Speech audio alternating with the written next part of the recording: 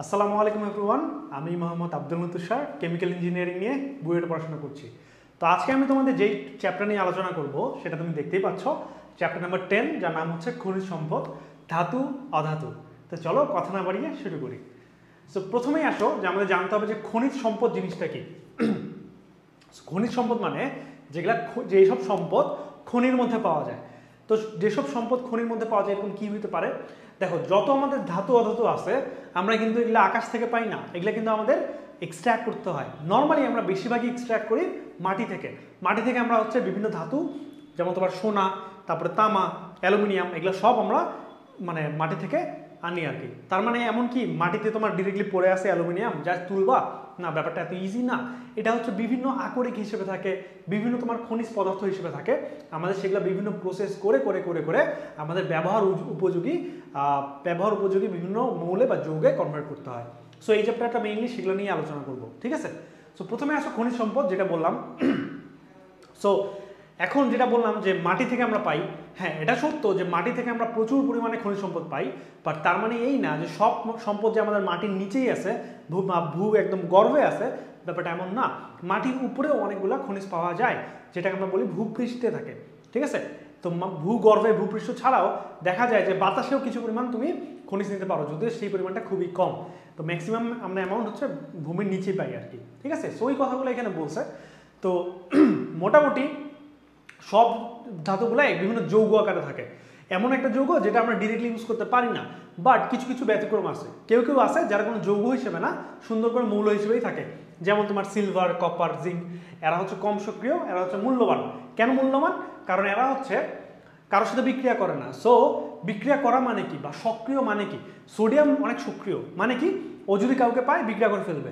So তুমি যদি ভাই আমাকে সোডিয়াম বিক্রি করতে চাও, বা আমি তোমার কাছে যদি সোডিয়াম কিনতে চাই, তো আমি কি তোমাকে সোডিয়ামের জন্য পেমেন্ট দিব, নাকি সোডিয়ামের সাথে যে ময়লাগুলো আছে ওগুলোর জন্য পেমেন্ট দিব? অবশ্যই শুধু সোডিয়ামের জন্য। তার মানে এখন তোমার কাছে একটা সোডিয়াম আছে, সে হচ্ছে মানে ময়লাযুক্ত, আরেকজনের কাছে হচ্ছে সোডিয়াম আছে যেটা ময়লা নাই। আমি কোনটা কিনবো বলো তো? কোনটা বেশি দাম দিয়ে কিনবো? অবশ্যই যেটা ময়লা নাই। এখন ময়লা আসলো কেমনে? সোডিয়াম হচ্ছে কাউকে দেখতে পেলে বিক্রিয়া করে ফেলবে।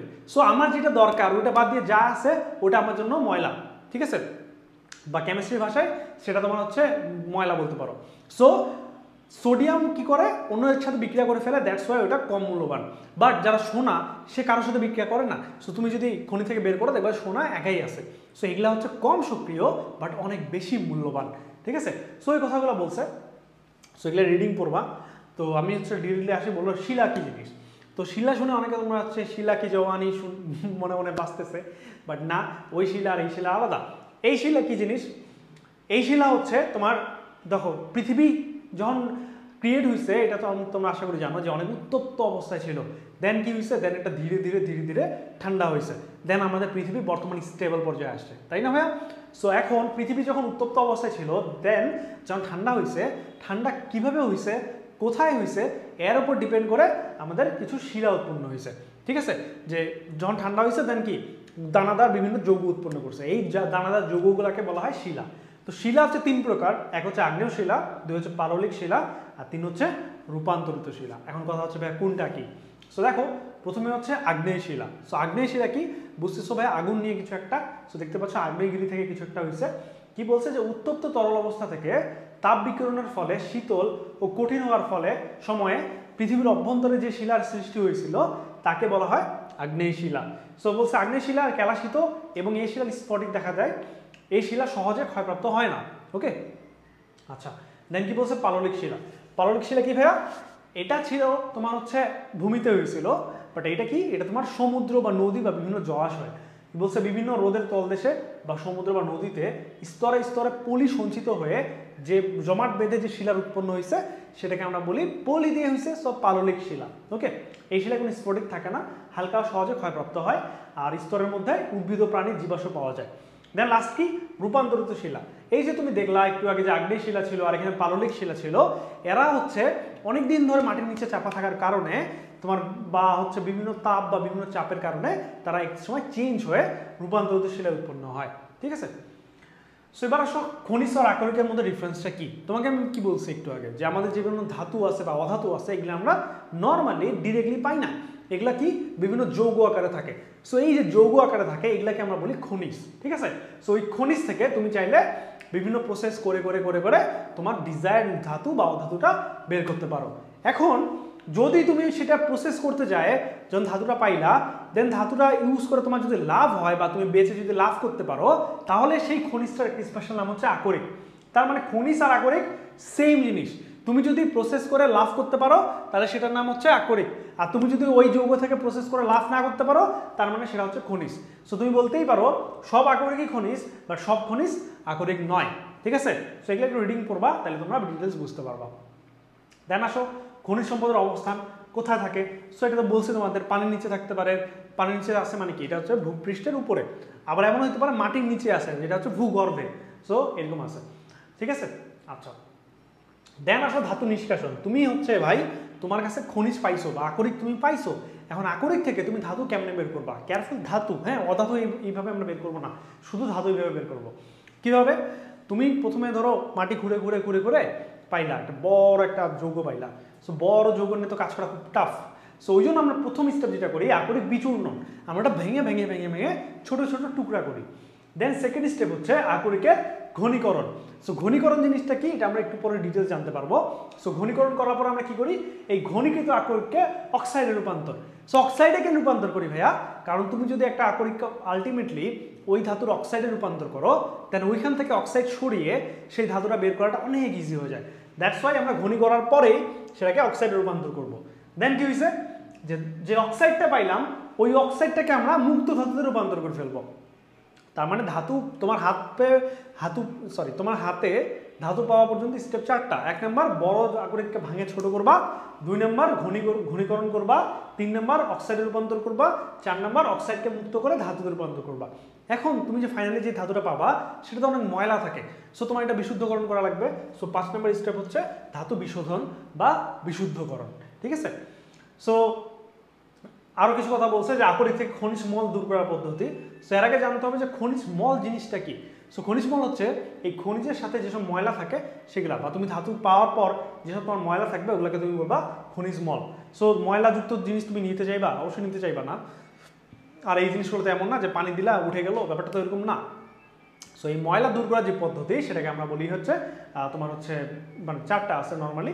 সেটা হচ্ছে অভিকর্ষ বলের সহায়তা পৃথকীকরণ, তেল ও ফেনা ভাসমান পদ্ধতি, দেন কি বলছে চৌম্বকীয় পৃথকীকরণ আর রাসায়নিক পদ্ধতি। সো এভারেজে এই 4টেই হয়। সো এবার আসো আমরা এই স্টেপগুলো সম্বন্ধে ডিটেলস জানি। যে আমার কাছে একটা বড় একটা আকরিক আছে, আমি এখান থেকে আমার ধাতু বের করতে চাই, সো কিভাবে করব সেটা দেখো। সো প্রথম কাজ হচ্ছে আকরিকের বিচূর্ণন। সো আকরিকটা আমি ভাঙবো। সো দেখো আকরিককে কেমন ভাঙবো, এটা ভাই কিছু বলার নাই, এটা বড় একটা জিনিস থাকবে, কঠিন শিলাখণ্ড, এটা ভাঙে ভাঙে ছোট করবা। তুমি হাত দিয়ে করতে পারো, মেশিন দিয়ে করতে পারো, যে ইচ্ছা। সেটা নর্মালি তোমার হচ্ছে যৌগ ক্রাশের সাহায্যে ছোট ছোট করে, তারপরে বল ক্রাশের সাহায্যে এটা পাউডারের মিহি দানায় পরিণত করে, ঠিক আছে। দেন আসো কি 2 নম্বর ঘনীকরণ। এইবার আসো ঘনীকরণ জিনিসটা কি। সো ঘনীকরণ হচ্ছে দেখো তোমার এইখানে সংজ্ঞাটা আমি ডাইরেক্টলি তোমাকে দেখাই, এই যে খনিজ মল দূর করে বিশুদ্ধ আকরিক পাওয়ার জন্য যে পদ্ধতি প্রয়োগ করা হয় তাকে বলা হয় আকরিকের ঘনীকরণ। সো ঘনীকরণ কিভাবে হয় ভাইয়া? ঘনীকরণ নর্মালি আমরা হাইড্রোলাইটিক পদ্ধতি করি, কিংবা চৌম্বকীয় পদ্ধতি, কিংবা ফেনা ভাসমান পদ্ধতি, কিংবা রাসায়নিক পদ্ধতি। সো কথা বুঝছো? কথা কি ছিল ভাইয়া? ঘনীকরণ।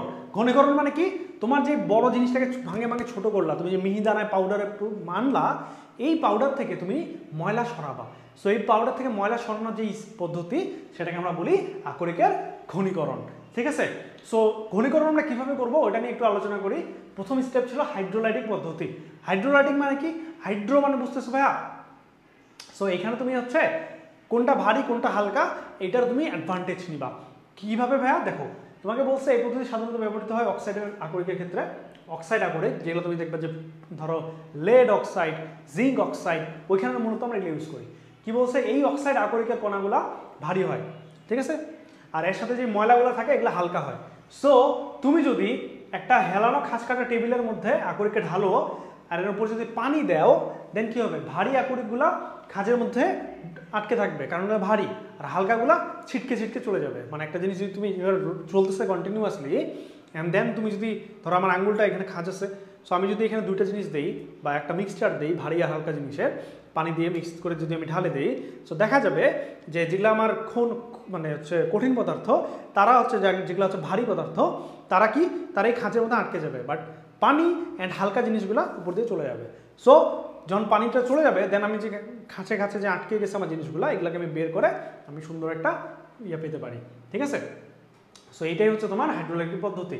সো হাইড্রো মানে হচ্ছে পানি, সো যেহেতু পানি ইউজ করে করতেছি অ্যান্ড ওজনের ইউজ করে করতেছি মেইনলি পানি, সো এটার ওজনের পদ্ধতিটার নাম হচ্ছে হাইড্রোলাইটিক পদ্ধতি, ঠিক আছে। আচ্ছা, তো সেকেন্ডে আসো, এবার কি বলছে, এবার বলছে ফেনা ভাসমান পদ্ধতি। সো যদি অক্সাইড হয় তাহলে আমরা নিয়ে যাবো। এবার ফেনা ভাসমান পদ্ধতি আমরা কোথায় ইউজ করবো, সালফাইড যুক্ত আকরিকগুলোর ক্ষেত্রে। এখানে কি করব, তোমার দেখো বড় ট্যাঙ্কে একটি আকরিক নিবা, নেওয়ার পর কি করবা, এর মধ্যে পানি দিবা, পানি দেওয়ার পর অল্প অল্প করে তেল দিবা। তো আকরিকের মধ্যে তুমি যখন পানি দেওয়ার পর তেল দিবা এরা হচ্ছে একটা মিক্সচার উৎপন্ন করবে। অ্যান্ড এই যে সালফাইড আকরিক মানে তোমার সালফার দরকার, অ্যান্ড ওই যে সালফার ছিল মিক্সচার ময়লা সহ, তুমি যখন তেল দিবা তখন ওই সালফারটা তেলের সাথে মিক্স হয়ে একদম উপরে ফেনা হিসেবে থাকবে। তার মানে কি, উপরে ফেনার মধ্যে আছে সালফার আর নিচে আছে ময়লাগুলা। তোমার কোনটা দরকার, সালফার দরকার না ময়লা দরকার, অবশ্যই সালফার দরকার। সো তুমি উপর থেকে আলাদা করে ফেনাটা আলাদা করে নিবা, তার মানে তোমার সালফারটা আলাদা হয়ে গেল, আর নিচে যে ময়লাগুলো ছিল ওগুলো তো ময়লা হিসেবে থাকে গেল, ঠিক আছে। সো এইভাবে তুমি ফেনা ভাসমান পদ্ধতি ইউজ করতে পারো, যেটাকে বলা হয় ফ্লোটেশন মেথড। ওকে, দেন আসো চৌম্বকীয় পৃথকীকরণ পদ্ধতি, ঠিক আছে। এটা কি পদ্ধতি, এগুলো আমরা দেখতেছি ঘনীকরণের পদ্ধতি, তাই না। সো চৌম্বকীয় পৃথকীকরণ কি, যে যদি তুমি দেখো যে কোনো একটা আকরিক বের করতেছো, মনে করো অ্যালুমিনিয়াম, সেটা কি, সেটা ধরো মূলত নর্মালি সেটা কি তোমার ম্যাগনেটিজম আছে, বা তুমি আয়রন বের করতেছো, নর্মালি ম্যাগনেটিজম না থাকলেও তুমি যদি একটা চুম্বক ক্ষেত্রে রাখো তার মধ্যে কিছু পরিমাণ ম্যাগনেটিজম চলে আসে। সো যদি তার মধ্যে ম্যাগনেটিজম থাকে বা তোমার চুম্বক দ্বারা আকর্ষণ হওয়ার ক্ষমতাটা যদি থাকে, তাহলে তুমি চুম্বকওয়ালা একটা ইয়ার সাথে কাজটা করবা। যেমন একটা বেল্ট থাকে, সেটা হচ্ছে এরকম, এ কি করে কন্টিনিউয়াসলি ঘুরে, হ্যাঁ। সো ধরে নিলাম এর মধ্যে ধরো সবুজগুলো হচ্ছে সালফার, ঠিক আছে, অ্যান্ড এর মধ্যে কিছু পরিমাণ ময়লা আছে, ময়লাটা ধরলাম আমি, ময়লাটা ধরলাম নীল কালার, হ্যাঁ। সো এরকম মিক্সচার আছে। সো এর মধ্যে যদি ময়লাটা তোমার ম্যাগনেটিজম না থাকে আর তোমার যে আকরিকটা বের করতে চাচ্ছ তার যদি ম্যাগনেটিজম থাকে, তাহলে এই যে বেল্টটা তুমি দিবা এটা কন্টিনিউয়াসলি ঘুরবে এইভাবে, অ্যান্ড এটার মধ্যে ম্যাগনেটিজম আছে। সো তোমার যে এই আকরিকটা সে এর সাথে কানেক্টেড থাকা ট্রাই করবে। তো এই পর্যন্ত একসাথে থাকবে, এই পর্যন্ত একসাথে থাকবে, এই পর্যন্ত একসাথে থাকবে। যখন এটা হচ্ছে তোমার এইখানে আসবে তখন এর মাথার মধ্যে কে থাকবে, মাথার মধ্যে ময়লাটা থাকবে। বাট যখন এটা পড়ে যাবে, পড়ে যাওয়ার ফলে এটা ম্যাগনেটিজম থাকার ফলে এটা একসাথে আটকে থাকবে, যদি এইখানে চলে আসবে তাও একসাথে আটকে থাকবে, হ্যাঁ। আর যে ময়লাটা সে আটকে থাকতে পারবে না, সে দূরে চলে যাবে ছিটকে, ঠিক আছে। সো এটা কি আজীবন আটকে থাকবে, না আজীবন আটকে থাকবে না, এটা পড়ে যাবে। সো এটা একটু তুলনামূলক কাছে পড়বে, কারণ এটা ঘূর্ণন বল এদিকে আসে, ফিজিক্সের জ্ঞান যদি থাকে তাহলে আইডিয়া পাবা। সো এটা যদি এদিকে আসে সো এটা এদিকে পড়বে, ঠিক আছে, এভাবে পড়বে। আর যে ময়লাটা ওটা যেহেতু ম্যাগনেটিজম নাই, ও ছিটকে ওদিকে চলে যাবে, ঠিক আছে। সো তুমি আলাদা আলাদা পাত্র রাখবা। সো এই পাত্রে তোমার এখানে সালফার পড়ে যাবে আর ওই পাত্রে তোমার ময়লা পড়ে যাবে। সো তুমি সালফারটা এবার নিয়ে, সালফার বলতেছে এখানে তোমার হচ্ছে সেই তোমার ডিজায়ার্ড মৌলটা নিবা বা ডিজায়ার্ড যৌগটা পাইবা, আলাদা করতে পারবা, ঠিক আছে। সালফার না, সালফার হইলে আমরা তেল ফেনা ভাসমান পদ্ধতি ইউজ করবো, ঠিক আছে। তো আসলে বুঝতে পারছো, ওকে। দেন এই কথাটা বলছে, তো এটা দিয়ে আমরা কি করি, নর্মালি আমরা ক্রোমাইট, ক্রোমাইট জিনিসটা কি, এই যে যৌগটা আছে এটাকে আমরা বলি ক্রোমাইট, এই যে যৌগটা আছে এটাকে বলে রুটাইল। তো তোমরা দেখবা তোমাদের বইয়ে এই পড়াগুলো পড়ার পরে এক্সপেরিমেন্টের মতো একটা জায়গায় একটা ছক আছে, যেই ছকে বিভিন্ন তোমার ধাতুর হচ্ছে এই তোমার খনিজ আকরিকগুলোর নাম দেওয়া আছে এন্ড সংকেতগুলো দেওয়া আছে। সো নাম আর সংকেতগুলো ভালো করে মাথায় রাখবা, ঠিক আছে। যেমন তোমাকে যদি বলে লেডের হচ্ছে আকরিক কি, যেন তুমি বলতে পারো যে গ্যালেনা, যেটা হচ্ছে পিবিএস, লেড সালফাইড। সো এরকম অনেক কোশ্চেন করা যায়। সো এটা একটু কেয়ারফুলি পড়বা, ঠিক আছে ভাইয়া। আচ্ছা, তো আশা করি বুঝছো যে চুম্বকীয় পৃথকীকরণ পদ্ধতিটা কি। ওকে, সো এবার আসো, আমরা মোটামুটি দেখলাম যে ঘনীকরণ কিভাবে করে। তো ঘনীকরণ হয়ে গেছে আমাদের, এবার থার্ড স্টেপ কি ছিল, যেটাকে আমাদের ঘনীকৃত যেটা আমরা পাইছি এটাকে আমরা কনভার্ট করব। কিসে কনভার্ট করব ভাইয়া, এটাকে আমরা কনভার্ট করব অক্সাইডে, কারণ অক্সাইড থেকে ধাতুটা বের করাটা তুলনামূলক ইজিয়ার। সো ঘনীকৃত আকরিককে আমরা অক্সাইডে রূপান্তর করব। সো কিভাবে করব, তুমি এটা অনেকভাবে করতে পারো। আর দুইটা ওয়ে আছে মেজর, সেটা কি, এক নম্বর হচ্ছে আকরিকের ভস্মীকরণ আর দুই নম্বর হচ্ছে আকরিকের তাপজারণ। সো ভস্মীকরণ জিনিসটা কি, যে কোন একটা আকরিক নিবা এন্ড সেটা তাপ দিবা। কতক্ষণ তাপ দিবা, যতক্ষণ পর্যন্ত সেটা তার স্ফুটনাঙ্কে পৌঁছায় না, তার মানে তার স্ফুটনাঙ্ক যেন না পৌঁছায় এটা এনশিওর করবা, যেন তার স্ফুটনাঙ্কের কম তাপমাত্রায় তুমি তাকে তাপ দিবা। হ্যাঁ, যদি তাপ দাও তাহলে দেখা যাবে সে এই যৌগগুলা আলটিমেটলি তাদের অক্সাইডে রূপান্তর হয়ে যাবে। যেমন এখানে জিঙ্ক কার্বনেট কনভার্ট হয়ে গেছে জিঙ্ক অক্সাইড আর কি কার্বন ডাই অক্সাইডে। তার মানে তোমার দরকার কি, তোমার দরকার ধাতুর অক্সাইড। সো এই যে ধাতুর অক্সাইড পাই গেছো, এখানে তুমি ধাতুর অক্সাইড পাই গেছো, এখানে তোমার ধাতুর অক্সাইড পাই গেছো। তার মানে ধাতু থাকবে আর অক্সিজেন থাকবে, আর জারণ সংখ্যাগুলো বা যোজনী সংখ্যা এক্সচেঞ্জ হবে। সো আশা করি এগুলো আইডিয়া আছে। সো এইভাবে হচ্ছে সুন্দর করে তুমি অক্সাইডগুলো পাবা। সো এটা কি পদ্ধতি, ঘনীকৃত আকরিককে অক্সাইডে রূপান্তরের একটা পদ্ধতি। সো অক্সাইডে রূপান্তর করার আরেকটা পদ্ধতি আছে যেটাকে আমরা বলি তাপজারণ। তাপজারণ মানে কি ভাই, দেখো এখানে কি করবা, এইখানে তুমি আগেরটাতে কি করছিলে, আগেরটাতে তার স্ফুটনাঙ্কের গলনাঙ্কের, হ্যাঁ স্ফুটনাঙ্ক না, তার গলনাঙ্কের থেকে কম তাপমাত্রা। স্ফুটনাঙ্ক দিলে তো ভাই বাষ্প হয়ে যাবে, বাষ্প থেকে আমরা করবো না, কারণ আমাদের এটা কঠিন আছে, আমরা এটাকে তরলের আগেই হচ্ছে তাপ দিব। সো তরলে যেন না যায় এটাকে আমরা কি বলি, যে গলনাঙ্কর যেন না যায়, ঠিক আছে। সো উপরেরটা আমাদের দুইটা ওয়ার্ড, এক ছিল বাতাসের অনুপস্থিতিতে কম তাপমাত্রায়, বাট পরে যেটা ছিল যেটা তোমার তাপজারণ, এখানে বাতাসের উপস্থিতি থাকবে। যেখানে বাতাস আছে ওখানে কি আছে, বাতাসের মধ্যে তোমার 5 ভাগের 4 ভাগে হচ্ছে নাইট্রোজেন, 1 ভাগ হচ্ছে অক্সিজেন। সো বাতাসের মধ্যে বাতাসের থাকা মানেই এখানে অক্সিজেন আর নাইট্রোজেন আছে। তো এখানে আমরা নাইট্রোজেন নিলাম না কেন, কারণ নাইট্রোজেন নিষ্ক্রিয় গ্যাস, মোটামুটি সে হচ্ছে বিক্রিয়া করতে চায় না, কিন্তু অক্সিজেন সে হচ্ছে বিক্রিয়া করতে চায়। সো তোমার হচ্ছে আকরিকটা আর অক্সিজেনটা বিক্রিয়া দিবে, দিয়ে আলটিমেটলি আকরিকটার অক্সাইডে রূপান্তর হয়ে যাবে। এই যে পিবিএস এটাকে বলা হয় গ্যালেনা। হ্যাঁ, তারপরে তোমার জিঙ্ক সালফাইড, এর সাথে তুমি অক্সিজেনের বিক্রিয়া দিবা, অক্সিজেনের বিক্রিয়া ডাইরেক্টলি না বাতাসের সাথে বিক্রিয়া দিবা, দেখবা যে এখান থেকে জিঙ্ক অক্সাইড উৎপন্ন হয়ে গেছে। তোমার কি দরকার ছিল, তোমার দরকার ছিল অক্সাইডের রূপান্তর, ধাতুর অক্সাইডের রূপান্তর। সো তুমি রূপান্তর করে ফেলছো। সো রূপান্তর আমরা দুইটা ওয়ে দেখলাম, একটা ছিল আকরিকের বৈশ্যীকরণ, আরেকটা ছিল তাপজারণ। বৈশ্যীকরণে তুমি কম তাপমাত্রায় বাতাসের অনুপস্থিতিতে বিক্রিয়া দিবা, এন্ড এটা গলনাঙ্কের থেকে কম তাপমাত্রায়, বাট পরেরটা সেটা তুমি বাতাসের উপস্থিতিতে উত্তপ্ত করবা। এই হচ্ছে ডিফারেন্স, ঠিক আছে। সো আশা করি বুঝতে পারছো। সো এবার আসো, আমরা অক্সাইড পাইলাম, এবার অক্সাইড থেকে আমাদের ধাতুটা বের করতে হবে। সো অক্সাইড থেকে তুমি যে ধাতুটা বের করতে চাও, এটার জন্য আমরা মোটামুটি 3-4টা পদ্ধতি ইউজ করি, 4টা পদ্ধতি নর্মালি। সেগুলো হচ্ছে তড়িৎ বিশ্লেষণ, কার্বন বিজারণ, স্ববিজারণ, বিশুদ্ধ অবস্থা। এখন যেটা বিশুদ্ধ অবস্থা ওটা তো ভাই হিসাবের বাইরে, কারণ ওটা তো তুমি ডাইরেক্টলি বিশুদ্ধ অবস্থা পাই গেছো, তাই না।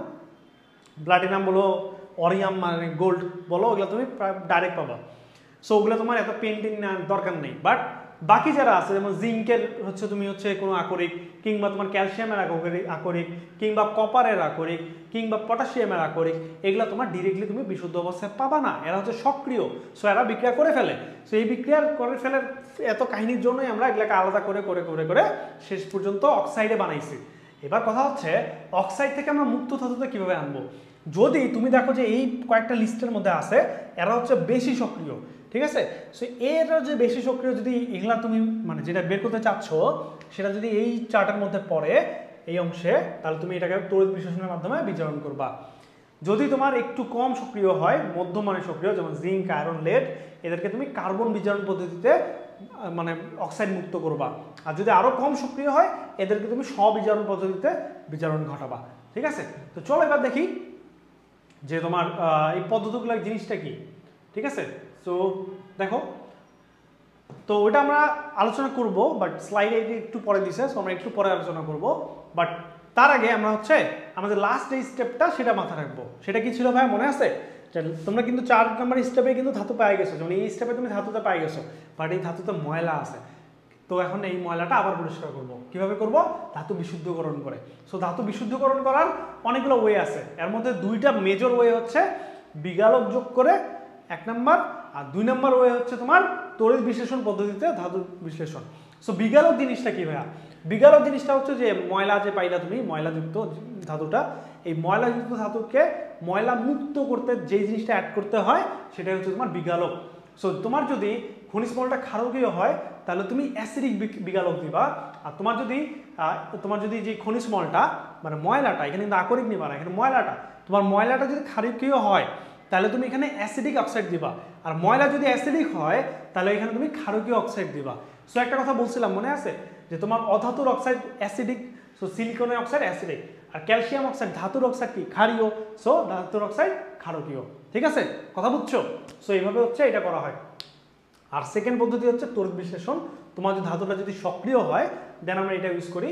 এটা তোমাদের আমি যখন এই তোমাদের রসায়ন শক্তি চ্যাপ্টার বলছিলাম তখন বলছিলাম না ভাইয়া ধাতু বিশুদ্ধকরণে আমরা ইউজ করি, কীভাবে ইউজ করি বলছিলাম না, মনে আছে? মনে থাকলে খুব ভালো, মনে না থাকলে রিকল করো, রিভিশন দাও। তাও মনে না থাকলে একটু পরে আমি বলে দেবো, তখন বুঝে নিও। ওকে, আচ্ছা। সো এবার আসো যে কীভাবে আসে, যেটা আমি বললাম যে বলে দিব। সো এটা দেখো, এখানে যেটা করতে হয়, তোমার যেটা নোংরাওয়ালা তোমার যেই ধাতুটা সেটা তুমি অ্যানোডে রাখবা, আর যেটা তোমার হচ্ছে তুমি পিওর হিসেবে পাইতে চাচ্ছ সেটা তুমি ক্যাথোডে রাখবা। সো ক্যাথোডে তুমি ওইটা রাখতে পারো বা অন্য কিছু রাখতে পারো, ডাজেন্ট ম্যাটার। কারণ আলটিমেটলি কী হয়, অ্যানোডে জারণ হবে, জারণ হওয়ার সাথে সাথে গলে যাবে, যে দেখো গলে যাচ্ছে। সো এটা গলে যায় কী হবে ভাইয়া, যেটা পিওর যেটা মানে কপার, যেমন এখানে আমরা কি নিছি, এটা আমরা কপার বিশুদ্ধকরণ করতেছি, তাই না? তুমি বিগালক দিয়ে যদি করো, বিজারণ প্রক্রিয়া যদি করো, তাহলে তোমার 98% বিশুদ্ধ হয়। বাট তুমি যদি তড়িৎ বিশোধন পদ্ধতি প্রয়োগ করে বিশুদ্ধ করো তাহলে তোমার 99.9% বিশুদ্ধ হবে। ঠিক আছে? সো এখন কথা হচ্ছে, এখানে আসো, তোমার যেটা নোংরা মানে কি খনিজ মল সহ যেটা আছে সেটা তুমি নিবা অ্যানোডে। সো অ্যানোডে কে ভাঙবে? অ্যানোডে শুধু কপার ভাঙবে, ওই ময়লা কিন্তু আর ভাঙবে না। সো ও নিজে ভাঙবে, ভাঙার পরে দ্রবণে কপার সালফেট থাকে, ওর সাথে অ্যাড হয়ে সে সুন্দর করে ক্যাথোডে যায়, বিক্রিয়া করে ক্যাথোডে অ্যাড হয়ে যাবে। ঠিক আছে? সো অ্যানোডে দেখো কপার ভাঙে, কপার 2+ আয়ন মানে উৎপন্ন হচ্ছে, যেটা তোমার অবিশুদ্ধ কপার। বাট যখন সে ভাঙে গেল তখন কিন্তু বিশুদ্ধটা পাই গেলাম, কিন্তু বিশুদ্ধটা কি আয়ন হিসেবে পাই না। তোমার আয়ন দরকার নাকি সলিড দরকার, মানে কঠিন পদার্থ দরকার। সো ওই আয়নটা ক্যাথোডে কি হবে, ইলেকট্রন গ্রহণ করে তোমার সলিড হিসেবে ক্যাথোডে যায়, যুক্ত হবে, এক্সট্রাভাবে অ্যাড হয়ে যাবে। সো যত টাইম যাবে তত তোমার এটা ভাঙবে আর এখানে জমা হবে আর ময়লাগুলো মাটিতে পড়ে যাবে। তার মানে কি, তার মানে তোমার যদি পিওর যেগুলা কপার আছে ওগুলাই শুধু যায় ক্যাথোডে থাকবে, যেগুলো তোমার খনিজ মল ওগুলা কিন্তু ভাঙবে না, ওগুলা তুমি অ্যানোডেই পাবা লাস্টে। সো পুরা বিক্রিয়া যখন হয়ে যাবে তখন দেখবা যে অ্যানোড ক্ষয় হয়ে একদম শেষ, মানে অল্প একটু বাকি আছে, ওইটুকু বুঝবা একটু নোংরা, ওইটুকু তোমার কপার না, পিওর কপারটা তোমার ক্যাথোডে চলে গেছে। ওকে, সো সুন্দর মতো ক্যাথোডটা নিয়ে আলাদা করে দিবা কপারটা, এভাবে কপার পাইতে পারো। সো এখানে আমি মানে এর গঠনটা কিন্তু বিশ্লেষণ করি নাই, কারণ তোমার আগের চ্যাপ্টারে আমি গঠনটা বিশ্লেষণ করছিলাম। বাহির থেকে আমরা এনার্জি দিই, সো বাহির থেকে আমরা বিদ্যুৎ শক্তি প্রয়োগ করে হচ্ছে রাসায়নিক বিক্রিয়া ঘটাচ্ছি, এটি কি তড়িৎ বিশ্লেষ্য কোষ, এইসব কথাবার্তা আমি আগে বলছিলাম, দ্যাটস ওয়াই এখানে আর বলতেছি না। ঠিক আছে? আচ্ছা, এবার আসো যে তোমার হচ্ছে তড়িৎ বিশ্লেষণের সাহায্যে ধাতু নিষ্কাশন, যেটা আমরা দেখলাম এটাই হচ্ছে ওটা। আচ্ছা, সেকেন্ডে আসো কার্বন বিজারণের সাহায্যে ধাতু নিষ্কাশন। সো মনে আছে ওই যে আমরা একটা ছক দেখছিলাম একটু আগে, এই ছক কি বলছিলাম যে যেগুলো আমার বেশি সক্রিয় এদের আমরা তড়িৎ বিশ্লেষণের মাধ্যমে বিজারণ ঘটাই, বাট যেগুলো আমরা মধ্যম সক্রিয় ওদেরকে আমরা কার্বন বিজারণ পদ্ধতিতে বিজারণ ঘটাই। এখন কথা হচ্ছে কার্বন বিজারণ পদ্ধতিটা কি ভাইয়া? সো দেখো কার্বন বিজারণ পদ্ধতিটা কি, এখানে আছে আমরা যেই অক্সাইডটা পাই ওই অক্সাইডের সাথে কার্বনের বিক্রিয়া দিবা, এর ফলে কি হবে, এর ফলে বিজারিত হয়ে এই ধাতুটা আলাদা হয়ে যাবে আর কার্বন আর এই অক্সিজেন আলাদা হয়ে কার্বন মনোক্সাইড উৎপন্ন করবে। সো এটা বিক্রিয়াটা আমরা একটু পরে একটা মানে কোশ্চেন আছে, বোর্ডের কোশ্চেন, ওখানে আমরা ডিটেলস দেখবো। মেইন কথা এখানে তোমার হচ্ছে যেমন এখানে জিঙ্ক অক্সাইড ছিল, এর সাথে তুমি যখন কার্বনের বিক্রিয়া দেবে, আচ্ছা আমি একটু লিখে দিই, ধরো তোমার এখানে জিঙ্ক আছে, জিঙ্ক অক্সাইড, এর সাথে তুমি যখন কার্বনের বিক্রিয়া দিবা দেন জিঙ্ক আলাদা হয়ে যাবে। আচ্ছা ইকুয়াল চিহ্ন না দেই,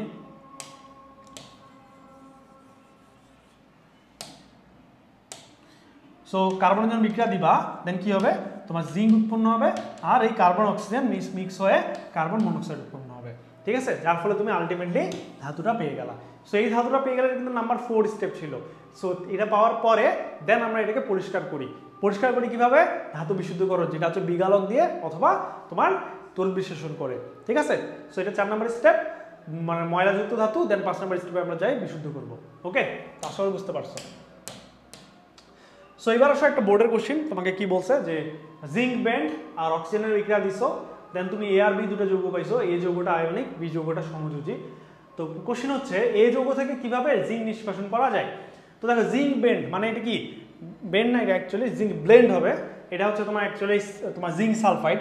সো জিঙ্ক সালফাইডের সাথে অক্সিজেন যদি বিক্রিয়া দাও তাহলে কি উৎপন্ন হবে, জিঙ্কের একটা কি অক্সাইড উৎপন্ন হবে, তার মানে জিঙ্ক অক্সাইড আর সালফার ডাইঅক্সাইড। সো এই যে বিক্রিয়াটা দেখানো হয়েছে দেখো এটা উৎপন্ন হয়েছে। সো এখানে দুইটা যৌগ, এখন এ কোনটা আর বি কোনটা, তোমাকে বলছে এ যৌগটা হচ্ছে আয়নিক যৌগ আর বি যৌগটা হচ্ছে সমযোজী যৌগ। সো এই জিঙ্ক অক্সাইড আর সালফার ডাইঅক্সাইডের মধ্যে আয়নিক কোনটা, অবশ্যই জিঙ্কওয়ালাটা। সো জিঙ্ক আমার এই যৌগ। এখন কোশ্চেন কি, এ যৌগ থেকে কিভাবে জিঙ্ক নিষ্কাশন করা যায়। এ মানে কি জিঙ্ক অক্সাইড। তুমি একটু আগে শিখছো না ভাইয়া, জিঙ্ক যদি থাকে, জিঙ্ক অক্সাইড যদি থাকে, সেখান থেকে আমি জিঙ্ক এক্সট্রাক্ট করবো কিভাবে, কার্বন বিজারণ পদ্ধতিতে। সো ওটাই বলবা যে এখানে আমরা কার্বন বিজারণ পদ্ধতি ইউজ করব। কার্বন বিজারণ পদ্ধতি ইউজ করলে আমার বিক্রিয়া হচ্ছে আলটিমেটলি এই জিঙ্ক অক্সাইডের সাথে কার্বন আমার বিক্রিয়া দিলে জিঙ্ক আলাদা হবে আর কার্বন মনোক্সাইড আলাদা হবে। সো এখান থেকে আমি সুন্দর করে জিঙ্কের সলিড হিসেবে জিঙ্ককে পেয়ে যাব। ঠিক আছে, সো এইভাবে হচ্ছে আমরা কার্বন বিজারণ পদ্ধতি ইউজ করে আমরা জিঙ্ক অক্সাইড থেকে জিঙ্ককে আলাদা করতে পারি। ওকে, তো আশা করি বুঝতে পারছো। এবার চলো নেক্সট কোশ্চেন। সো কি বলছে যে কার্বন একটি গুরুত্বপূর্ণ অধাতব মৌল, বলছে এর আইসোটোপ রয়েছে এবং পর্যাপ্ততার দিক থেকে কার্বনের 3টা আইসোটোপ লিখে বলছে যে শতকরা পরিমাণ এত এত এত। আচ্ছা ফাইন, দেন কি বলছে, উদ্দীপকের মৌলটি ধাতু নিষ্কাশনে কি ভূমিকা পালন করে। সো উদ্দীপকের মৌলটা কে ভাইয়া, এটা কি কার্বন না। সো কার্বনের ধাতু নিষ্কাশনে কি ভূমিকা পালন করে, কার্বন বিজারণ পদ্ধতিতে ভূমিকা পালন করে। সো ওইটাই তুমি বলবা। তো আমরা একটু আগে দেখলাম জিঙ্কের ক্ষেত্রে, জিঙ্ক ছাড়া অন্য জন্য হইতে পারে, যেমন তোমার লেড অক্সাইড যদি থাকে ওর সাথে তুমি কার্বন বিজারণ দিবা, দেন সুন্দর করে লেড উৎপন্ন হবে আর কার্বন ডাইঅক্সাইড উৎপন্ন হবে। ঠিক আছে, সো এখানে এম মানে কোনো যৌগ না, এম মানে বুঝেছে মেটাল। কোনো একটা মেটাল যদি থাকে এর সাথে কার্বনের বিক্রিয়া দিবা, সুন্দর করে মেটাল আলাদা হবে আর কার্বন মনোক্সাইড আলাদা হবে। যদি তুমি মেটালের সাথে কার্বন মনোক্সাইডের বিক্রিয়া দাও তাহলে তোমার আলটিমেটলি কার্বন ডাইঅক্সাইড উৎপন্ন হবে। সো এমন অনেক সময় হইতে পারে যে তুমি কার্বনের সাথে বিক্রিয়া দিছো বাট আউটপুট পাইছো কার্বন ডাইঅক্সাইড সহ। রিজনটা কি, রিজনটা হচ্ছে দুটো বিক্রিয়া একসাথেও ঘটতে পারে চাইলে। ঠিক আছে, সো এগুলো একটু পড়লে বুঝতে পারবা। এখন অনেকে হচ্ছে কমেন্ট করতে পারো, ভাই আমি কিভাবে বুঝবো যে কারা হচ্ছে কার্বন বিজারণ দিবে। ওই যে ছকটা দেখাইছিলাম মনে আছে, এই যে ছকটা দেখাইছিলাম একটা, এইখানে তুমি দেখবা যারা আছে তারা কার্বন বিজারণ দিবে। তার মানে কে, জিঙ্ক দিবে, আয়রন দিবে আর লেড দিবে। এই তিনজন যদি দেখতে পাও চোখ বন্ধ করবা, বলবা এটা কার্বন বিজারণ পদ্ধতিতে ধাতুর অক্সাইড থেকে আলাদা হবে। ঠিক আছে, তো তোমার সত্যিকারের চোখ বন্ধ করার দরকার নাই, চোখ খুলেই দেখবা। আচ্ছা, সো এবার আসো সংকর ধাতু। সংকর ধাতু কি, যে নর্মালি তুমি যদি কোনো একটা ধাতু নাও, ধরো আয়রন কিংবা ধরো কপার, এগুলার ইফেক্টিভ যত বেশি, এরা যদি টিম ওয়ার্ক করে এদের ইফেক্টিভনেস আরও বেড়ে যায়। যেমন শুধু আয়রন তোমার যেই তোমাকে সুবিধা দিবে, আয়রনের সাথে তুমি যদি সামান্য পরিমাণে ধরো অন্য কিছু অ্যাড করে ফেলো তাহলে তোমার সুবিধার পরিমাণ বেড়ে যাবে। সো এরকম দুই বা ততোধিক ধাতু মিক্স করে যে নতুন ধরনের একটা যৌগ বানানো হয় বা নতুন ধরনের ধাতু বানানো হয়, এটাকে বলা হয় সংকর ধাতু। তো তুমি চাইলে ইচ্ছা মতো জাস্ট অনুপাতে বসাই দিলা অ্যান্ড একটা ভালো একটা সংকর ধাতু পাইলে, এমন হবে না। অনেক সময় ভালো জিনিস মিক্স করে খারাপ জিনিসও বের হতে পারে। সো এটা কীভাবে বুঝবা যে কোনটা ভালো, এটা হচ্ছে রিসার্চ করে বের করা হয়েছে। রিসার্চ করে বলতে এক্সপেরিমেন্ট করে বের করা হয়েছে, অ্যান্ড কিছু আমরা ফিক্সড পার্সেন্টেজ দেখবো একটু পরে। ওকে, সো এই প্রসেসটা কীভাবে করা হয়, যে তুমি একটা শক্ত একটা লোহা নিলা অ্যান্ড এখানে তুমি ধরো একটা কপার নিলা, তামা নিলা, নিয়ে এবার ঘষতেছো, এরা মিক্স হয় কি নতুন যৌগ উৎপন্ন হবে, হবে না, এরা দুইজনে ক্ষয় হয়ে মাটিতে পড়ে যাবে। সো নতুন যৌগ কীভাবে বানাবা, তুমি প্রথমে কি করবা, লোহাটাকে গলাবা, উত্তপ্ত করে মানে গলনাঙ্ক ক্রস করে এটাকে গলায় ফেলবা। দেন কপারটাকেও তুমি উত্তপ্ত করে গলনাঙ্কে নিয়ে যায় গলায় ফেলে, দেন কি করবা, দুইটা গলিত অবস্থায় মিক্স করে দেন এটাকে ঠান্ডা করবা, তখন দেখবা যে সংকর ধাতু উৎপন্ন হয়ে গেছে। ওকে, সো এইরকম কথাবার্তা বলছে, সো এগুলো একটু পড়বা। যেমন তোমাকে বলছে যে লোহা আর যদি আমি কার্বন মিক্স করি তাহলে আমি যেটা পাই সেটা হচ্ছে স্টিল। সো আমরা বর্তমানে কি লোহা বেশি ইউজ করি না স্টিল বেশি ইউজ করি? অবশ্যই আমি স্টিল বর্তমানে বেশি ইউজ করি, তাই না, বিভিন্ন গৃহস্থালী কাজে। সো এইভাবে দেখো যে এরা মিক্স করে করে তুমি নতুন ধরনের জিনিস ব্যবহার বানাইতে পারো, যেটাকে আমরা বলি সংকর ধাতু। ঠিক আছে, সো এই হচ্ছে সেই পার্সেন্টেজ। এই ছকটা তোমার ভালো করে জানা লাগবে আর এই ছকটা তোমার মুখস্থ থাকা লাগবে। ঠিক আছে, সো এই ছক থেকে তুমি বলতে পারবা, দেখো পিতল বা ব্রাশ এরা কিন্তু মৌলিক কোনো ধাতু না, এরাই যৌগিক ধাতু। এখানে কি থাকে, কপার থাকে 65% আর জিঙ্ক থাকে 35%। কিন্তু যেটা তোমার ব্রোঞ্জের যে মেডেল দেয়, ব্রোঞ্জ সিলভার চিনো তো, ব্রোঞ্জ, সেই ব্রোঞ্জ আরেকটা বাংলা নাম হচ্ছে কাঁসা। তো ওই কাঁসার হচ্ছে তোমার উপাদান কি, কপার নিবা 90% আর টিন নিবা 10%। তোমার স্টিল কি, আয়রন 99% আর কার্বন 1%। আর তোমার ডুরালুমিন কি, ডুরালুমিনটা ভালো মতো মাথা রাখবা, কারণ বিমান বা এরোপ্লেন বানাইতে এই ডুরালুমিন এরোপ্লেনের বডি বানাইতে ইউজ করা হয়।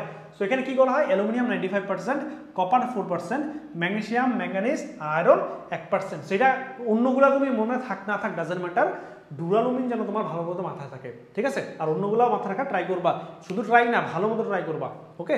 এখান থেকে কোশ্চেন আসে। তারপর কি স্টেনলেস স্টিলের বেলায় কি, যে এখানে তোমার কি, এখানে তোমার আয়রন আছে 74%, ক্রোমিয়াম আছে 18%, নিকেল আছে 8%।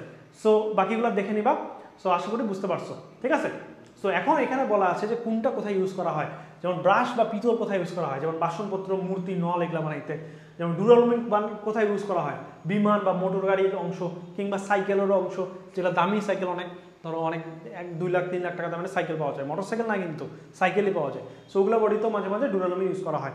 সো এরকম হচ্ছে যেগুলো তোমার আছে, এগুলো হচ্ছে ভালো মতো একটু পরে রাখবা, ঠিক আছে ভাইয়া? আচ্ছা, আরেকটা জিনিস দেখো, আগের স্লাইডে আমি বলে নিই, সেটা হচ্ছে দেখো, খ্রিস্টপূর্ব 3000 থেকে 1000 সময় পর্যন্ত ব্রোঞ্জ যুগ বলা হয়, কিন্তু খ্রিস্টপূর্ব 5000 থেকে 3000 পর্যন্ত সময়কে তাম্র যুগ বলা হয়। সো চিন্তা করো, যীশু খ্রিস্ট জন্মাইছে, এটা যেহেতু 2022 সাল, সো 2022 সাল আগে যীশু খ্রিস্ট জন্মাইছে। যীশু খ্রিস্ট জন্মানোর 5000 বছর আগে মানুষ তামা বানাইছে, এই যে তামা, ঠিক আছে, কপার। সো কপার ইউজ করছে। এন্ড 3000 থেকে 1000 বছর পর্যন্ত মানুষ ব্রোঞ্জ ইউজ করছে, এই যে ব্রোঞ্জ ইউজ করছে, ঠিক আছে? সো চিন্তা করছো, আমি যদি এটাই চিন্তা করি যে খ্রিস্টপূর্ব 3000 মানে এখন 2022, আগের 3000, মানে 5000 বছর আগে মানুষ এই সংকর ধাতুগুলো বানাইছে। চিন্তা করছো মানব সভ্যতা কত মানে ইমপ্রুভ ছিল ওই টাইমেও। এই দেখো, এই যে আমরা যে তোমার ধাতুটা ইউজ করতেছি, সে ব্রোঞ্জ ইউজ করতেছি, সেই ব্রোঞ্জ কিন্তু আমরা স্টিল নাও ইউজ করতেছি। চিন্তা করছো কত দিন ধরে ব্রোঞ্জটা ইউজ হচ্ছে। সো কেমিস্ট্রির মজা এটাই যে তুমি রিয়েল লাইফে কেমিস্ট্রি না বুঝেই কেমিস্ট্রি করে ফেলতে পারবা, বুঝছো? আচ্ছা, সো আশা করি বুঝতে পারছো, এগুলো একটু পড়বা। এবার আসো ধাতু ও সংকর ধাতুর ক্ষয় হওয়ার লক্ষণ আর কারণ, যেগুলো কেন ক্ষয় হয়, কেন মানে নষ্ট হয়। সো তোমরা হচ্ছে রাসায়নিক বিক্রিয়া চ্যাপ্টারটাতে পড়ছিলা যে মরিচা হয়, আমাদের লোহা হচ্ছে পানির সাথে বিক্রিয়া করে মরিচা উৎপন্ন করে। সো ওই কথাগুলো এখানে বলা হয়েছে, তাই আমি হচ্ছে এগুলো ডিটেলস বলবো না। হ্যাঁ, কেন বলবো না, কারণ এটা একবার রিপিট করা হয়েছে। সো মানে রিপিট করা হয়েছে কেন বললাম, কারণ একবার বলা হয়েছে, ওই চ্যাপ্টারে আবার রিপিট করা হয়েছে, পরের চ্যাপ্টারে আবার বলা হয়েছিল, তো এতবার তো ভাই এক জিনিস তো বলবো না, তাই না? আচ্ছা, দেন কি হয়েছে, তোমাকে বলছে যে ধাতু ক্ষয় হয় কেন। মেইনলি ধাতুর যে অক্সিজেন থাকে এটা অনেক সক্রিয়, সে তোমার বাতাসের সাথে বিক্রিয়া করে ফেলে, বা ধাতুটা যদি সক্রিয় হয় সে বাতাসে অক্সিজেনের সাথে বিক্রিয়া করে ফেলে। সো বিক্রিয়া করছে মানে সে আর আগের মতো নাই, সে নতুন যৌগ উৎপন্ন করছে, নতুন যৌগ উৎপন্ন করছে মানে আগের যৌগটা নষ্ট হয়ে যাচ্ছে। সো এইভাবে হচ্ছে ধাতুর ক্ষয় হয়। সো ধাতুর ক্ষয় যদি হয় আমরা এর প্রতিকার কীভাবে করবো, মনে আছে গ্যালভানাইজিং, ইলেকট্রোপ্লেটিং, এগুলো বলছিলাম। সো নর্মালি এটা মানে ধাতু যদি তুমি ক্ষয় রোধ করতে চাও তাহলে তোমার নর্মালি রং করতে লাগে। ধাতু যদি রং করো তাহলে বাতাস ডিরেক্টলি ধাতুর সাথে বিক্রিয়া করতে পারে না, ফলে ধাতুটা নষ্ট হয় না। দেন সেকেন্ড হচ্ছে ইলেকট্রোপ্লেটিং, যেটা হচ্ছে একটা ধাতুর উপর আরেকটা ধাতুর প্রলেপ দেওয়া, সেটাকে বলা হয় ইলেকট্রোপ্লেটিং। আরেকটা কি, সেই তুমি যদি একটা জিঙ্কের প্রলেপ যদি অন্য ধাতুর উপর দাও তাহলে ওই প্রক্রিয়াকে আমরা বলি কি বলি, গ্যালভানাইজিং, ঠিক আছে? সো আশা করি বুঝতে পারো তোমরা ওগুলা। সো ওই জন্য ডিটেলস বলতেছিলাম। সো এখানে দেখো যে রং করে, ইলেকট্রোপ্লেটিং করে, গ্যালভানাইজিং করে।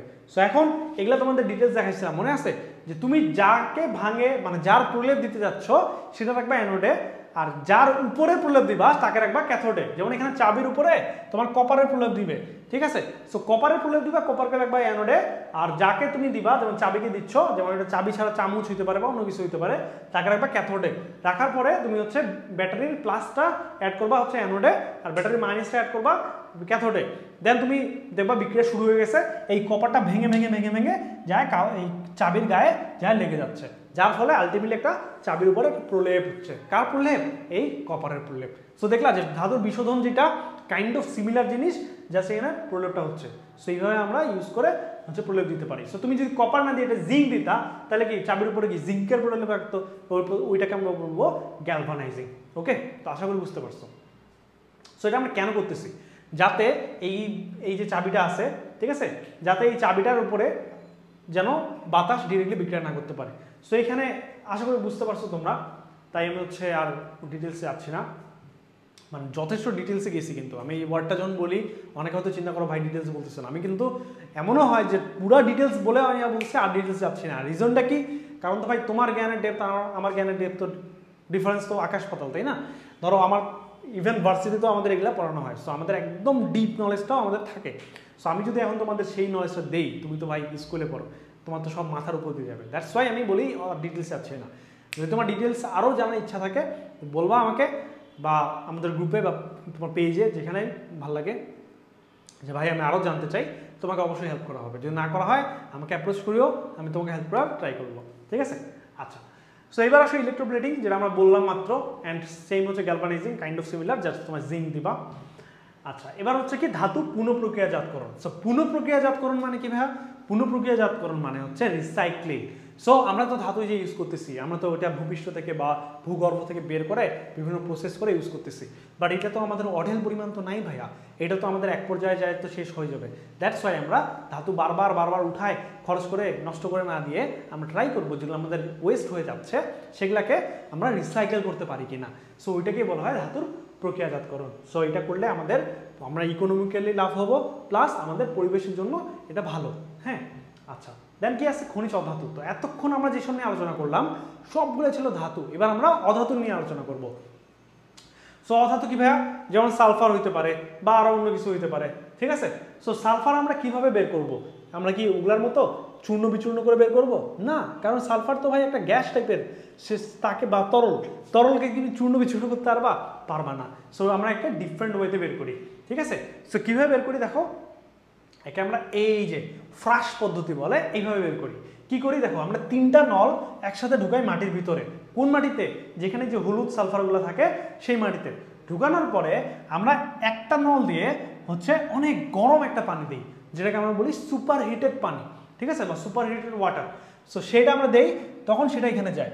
দেন আমরা কি করি, আমরা হচ্ছে উত্তপ্ত বায়ু দিই। সো উত্তপ্ত বায়ু দিই এই নল দিয়ে। সো প্রথম নল দিয়ে কি গেল? সুপার হিটেড ওয়াটার গেল। সেকেন্ড নল দিয়ে কি হলো ভাইয়া? উত্তপ্ত বায়ু গেল। তার ফলে কি হবে, এই যে তরল যে ইয়াটা ছিল সালফারটা, এটা হচ্ছে গলে যাবে। সো কথা হচ্ছে আমার তো সুপার হিটেড পানি, উত্তপ্ত পানি দিলে গলার কথা, কিন্তু বায়ু কেন দিলাম? বায়ু দিলাম যাতে আমার প্রেশারটা বাড়ে যায়, ঠিক আছে? সো যখন এটাকে উত্তপ্ত পানি দিব, তরল সালফার গলে গ্যাস হয়ে গেছে, বাট গ্যাসটা মাটিতেই আছে। সো তখন আমি কি করলাম? বায়ুতে দিলাম একটা, যার ফলে একটা প্রেশার ক্রিয়েট হইলো। যখন এর মধ্যে প্রেশার দিবে তখন কি করবে, যে গ্যাসীয় সালফারটা সে হচ্ছে এই থার্ড যে আমাদের কলমটা আছে, এই থার্ড পাইপ দিয়ে সুন্দর মতো বের হয়ে যাবে। সো যেটা বের হয়ে যাবে তুমি তখন পাত্রে বা কোনো একটা জায়গায়, কোনো একটা চেম্বারে আটকাই দিবা। সো এইভাবে মাটির নিচে সালফারকে তুমি গ্যাস হিসেবে বের করে কাজ করতে পারো। সো অনেক সময় এটা তরল হিসেবে বের হইতে পারে। সো ইটস মানে এটা ম্যাটার করে আর কি। সো এই পদ্ধতিটাকে বলা হয় ফ্রাশ পদ্ধতি, ঠিক আছে ভাইয়া? আচ্ছা, সো এখন আসো সালফারের যৌগ বা সালফারের গুরুত্বটা কি? সালফারের গুরুত্ব ভাই অনেক বেশি, কারণ আমরা বলছিলাম মনে আছে যে ইন্ডাস্ট্রিতে আমাদের সবচেয়ে বেশি ইউজ করা হয় কি? Sulphuric acid. সো সালফিউরিক অ্যাসিডের বানানোর প্রধান কাঁচামাল হচ্ছে তোমার সালফার। সো সালফারের ইউজটা ব্যাপক। তো ওইটাই বলছে যে কীভাবে আমরা কোথায় কোথায় ইউজ করি। যেমন প্রথম যেটা বলছে যে সালফার বাতাসের অক্সিজেনের সাথে বিক্রিয়া করে সালফার ডাইঅক্সাইড উৎপন্ন করে। তো এইটার আবার খারাপ ইফেক্টও আছে। কি খারাপ ইফেক্ট? যে সেই সালফার অক্সাইডটা অনেক বিষাক্ত একটা জিনিস। এটা যদি নাক বা মুখ দিয়ে তোমার শরীরে ঢুকে, তোমার শরীরের প্রচুর ক্ষতি করবে, ঠিক আছে? সো তাছাড়া এটা যদি বাতাসের মধ্যে থাকে অ্যান্ড যদি বৃষ্টি পড়ে, বৃষ্টির পানির সাথে এই সালফার ডাইঅক্সাইড বিক্রিয়া করে সালফিউরাস অ্যাসিড উৎপন্ন করবে, যেটা সালফিউরিক অ্যাসিডের মতো অতটাই স্ট্রং না, কিন্তু অ্যাসিড তো অ্যাসিডই ভাই। এটা তোমার পরিবেশে তোমার জলাশয়ে পড়ে পিএইচ এর মান চেঞ্জ করবে, যার ফলে মাছ মারা যাবে। তোমার গায়ে যদি পড়ে, তোমার গায়ের ক্ষতি হবে, স্কিনের ক্ষতি হবে, তোমার পরিবেশের বিরূপ প্রভাব ফেলে, ঠিক আছে? সো সব কিছু ভালো আছে, খারাপ আছে, আমাদের পরিমাণ মতো ইউজ করতে হবে। অ্যান্ড যত সম্ভব খারাপ জিনিসটাকে অন্যভাবে রিইউজ করে ভালো জিনিসে কনভার্ট করতে হবে, ঠিক আছে? সো এই হলো সালফার ডাইঅক্সাইড। এবার আসো সালফিউরিক অ্যাসিড কীভাবে বানাবা। সালফিউরিক অ্যাসিড বানানোর পদ্ধতিটাকে বলা হয় স্পর্শ পদ্ধতি। সো স্পর্শ পদ্ধতিটা একদম ঝাড়া মুখস্থ রাখবা, কারণ এটা থেকে প্রচুর পরিমাণে কোশ্চেন আসে, ঠিক আছে? সো দেখো এটা কি। সো এখানে যেটা করা হয়, আমি ছবিটা দেখে তোমাকে একটু বলে দিই যে এখানে তুমি প্রথমে সালফার নিবা, দেন বাতাস নিবা। বাতাস কেন? বাতাসের মধ্যে আছে অক্সিজেন। সো সালফার অক্সিজেন বিক্রিয়া করে এখানে সালফার ডাইঅক্সাইড উৎপন্ন করবে। ওই সালফার ডাইঅক্সাইডকে আরও অক্সিজেন দিয়ে বিক্রিয়া করবা, তাহলে আলটিমেটলি তুমি সালফার ট্রাইঅক্সাইড পাবা। সো ওই সালফার ট্রাইঅক্সাইডকে এখন তুমি বলতে পারো ভাই এর সাথে পানির বিক্রিয়া দিলেই তো আমার সালফিউরিক অ্যাসিড উৎপন্ন হয়ে যায়, বাট না। তুমি যে পানির সাথে বিক্রিয়া দিয়ে সালফার ট্রাইঅক্সাইড আর পানির সাথে বিক্রিয়া দিয়ে তুমি যেই সালফিউরিক অ্যাসিডটা পাবা, সেটা হচ্ছে বাষ্পীয় সালফিউরিক অ্যাসিড, গ্যাসীয়। ওটাকে তরল বানানো যায় না। তরল বানানো খুবই টাফ, যায় না বললেও ভুল হবে। হ্যাঁ, তরল বানানো যায়, বাট তরল বানাইতে খুবই ঝামেলা আর কি। সো ওই জন্য আমরা কি করি, ওই জন্য আমরা অলিয়ামের সাথে এই সালফার ট্রাইঅক্সাইডের বিক্রিয়া দিই। অলিয়াম কি ভাইয়া? অলিয়াম হচ্ছে সালফার ট্রাইঅক্সাইডের সাথে তুমি যদি সালফিউরিক অ্যাসিডের বিক্রিয়া দাও, তাহলে যেটা পাবা, যার সংকেত হচ্ছে H2SO7, এটাকে বলা হয় অলিয়াম, ঠিক আছে? অলিয়ামের সাথে তুমি যদি সালফার ট্রাইঅক্সাইডের বিক্রিয়া দাও, আলটিমেটলি তুমি সালফিউরিক অ্যাসিড পাবা, ঠিক আছে। সো এইটা হচ্ছে স্পর্শ পদ্ধতিতে সালফিউরিক অ্যাসিড পাওয়ার প্রক্রিয়া। সো এখানে আমি কয়েকটা জিনিস স্কিপ করছি, যেমন এখানে তুমি ভ্যানাডিয়াম পেন্টাঅক্সাইড ইউজ করবা, মাস্ট এগুলা বাদ দিবা না, এগুলা তোমার ইউজ করাই লাগবে। সো পরীক্ষায় আর কি তোমার তো এরকম ছবি আঁকা নর্মালি লাগে না, তুমি হচ্ছে বিক্রিয়া দিয়ে দেখাবা। সো এই যে বিক্রিয়া, সো এখানে তোমার ভ্যানাডিয়াম পেন্টাঅক্সাইড উল্লেখ করে না এই বিক্রিয়ার মধ্যে, বাট তুমি উল্লেখ করবা আর কি, ঠিক আছে। সো ওই বই থেকে ডিটেলস ভালো করে পড়লে তুমি বুঝতে পারবা কোথায় অ্যাড করা লাগবে।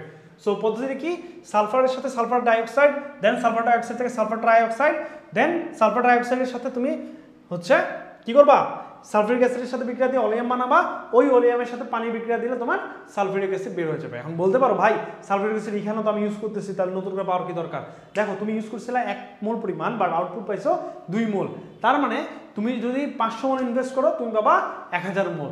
সো এটা আর কি একটা জাস্ট উদাহরণ দিলাম, এটা তোমার সবসময় মেনটেন হবে এমন কথা নাই, বাট এটা মূল কথা যে অল্প পরিমাণ সালফিউরিক অ্যাসিড দিয়ে অলিয়াম বানায় অনেক পরিমাণ সালফিউরিক অ্যাসিড তুমি বানাইতে পারো, ঠিক আছে। সো মানে কম ইনভেস্টে অনেক আউটপুট। সো ওই জন্য আমরা এই পদ্ধতি ইউজ করি, অ্যান্ড এটা খুবই খুবই ইম্পর্টেন্ট পদ্ধতি, যেটাকে আমরা বলি স্পর্শ পদ্ধতি, ঠিক আছে। আচ্ছা, সো আচ্ছা এখানে দেখো 3টা ধাপ থাকে, ধাপগুলো আমি মানে উল্লেখ করে দিছি, জাস্ট একটু পড়লে বুঝতে পারবা। এবার আসলে সালফিউরিক অ্যাসিডের ধর্ম কি।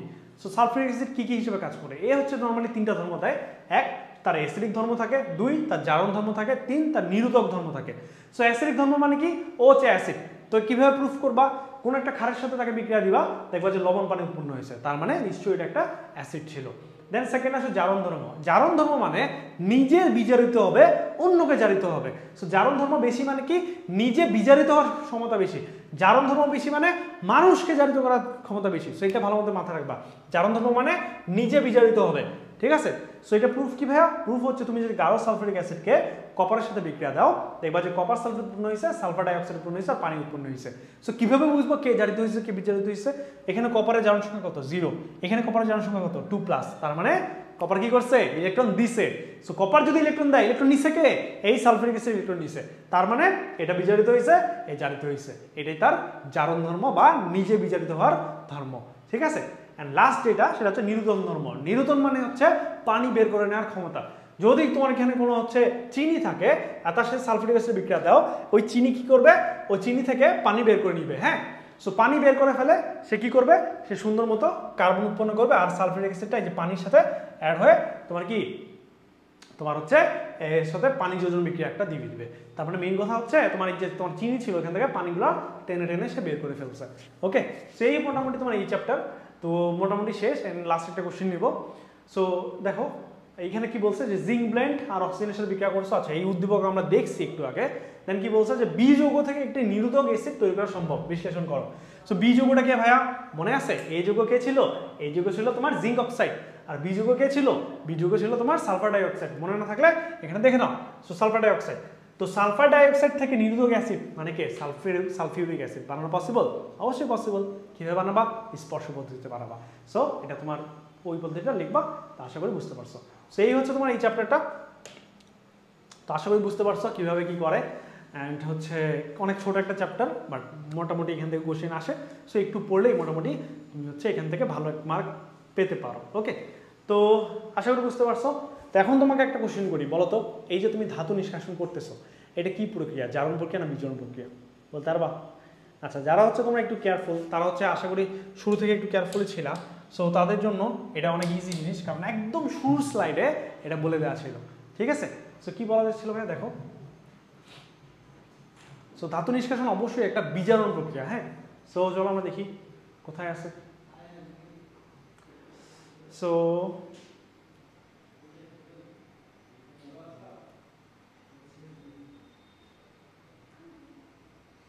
এই যে বলা আছে ধাতু নিষ্কাশন প্রকৃতপক্ষে একটি বিজারণ প্রক্রিয়া। সো এখান থেকে ভাই প্রচুর এমসিকিউ আসে বা কম মার্কে আসতে পারে যে ধাতু বিজারণ কি প্রক্রিয়া। সো যেন তুমি এটা উল্লেখ করতে পারো, সেটা অনেক ইম্পর্টেন্ট। ওই জন্য একদম শেষ হইলেও আবার শুরুতে দেখাইলাম। ঠিক আছে, তো আশা করি তোমরা বুঝতে পারছো। সেই চ্যাপ্টার খুবই ইজি, যেটা বললাম। তো মোটামুটি এই পর্যন্তই। তো আমি তুষার বিদায় নিচ্ছি, দেখা হচ্ছে নেক্সট ভিডিওতে।